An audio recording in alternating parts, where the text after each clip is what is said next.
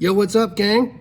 That time of year again when we got some midges about. Most of us are fishing them subsurface. That's pretty easy stuff. But there's not too much stuff out there that represents, you know, the adult, and you can really have some good fishing days on top right now. So I was gonna tie up a quick little midge, cluster midge that I like to tie. A little easier to see, and you know, just has a little bit more buoyancy and all that kind of stuff, and it's a quickie and easy one. So little piece of number 14 whiting saddle in Grizzly, some black 6/0 nano, and a size 14 standard dry fly hook.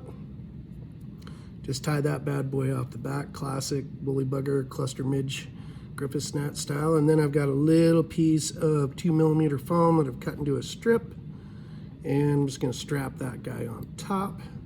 At the back, like so, leave that extended tail. Then I'm just going to do a couple palm ring wraps forward to tie down that center section. You don't have to be pretty with it because you're going to wrap your hackle over it anyway. Sometimes I'll put some head cement on it at this point, but I mean, for just showing the fly purpose, no biggie. You can trim these short if you want now, or you can trim them later. I'll trim them later. Hopefully I don't mess the whole thing up. But just gonna palmer some grizz up that foam body. Make sure everything stays up on top.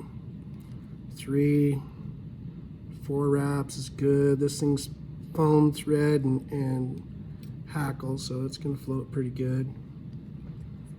Tie it off. But the biggest problem is when you're fishing cluster midges, that kind of thing, you know, typically you're on a pretty gray day. At least it seems like that's the most effective time, is winter time and gray days. And you really, something black sticking up really is a good thing. You can see that, especially if you kind of get low, look downstream. And this one just floats a little better than your standard Griffiths, gives a different look. You know, you only have to hook fish once or twice on a fly before he says, I'm not going to fall for that again. And this one, shoot, I think I started tying this one on the Madison, gosh, maybe mid-90s, early 2000 or something like that, shortly after foam was introduced into tying. Like I said, it's not super durable, but it's a really quick tie. And you can change the thread color to give it some different looks if you want.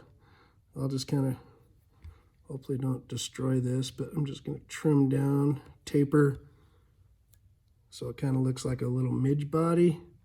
The foam when I'm done, super simple. Quick bug to tie.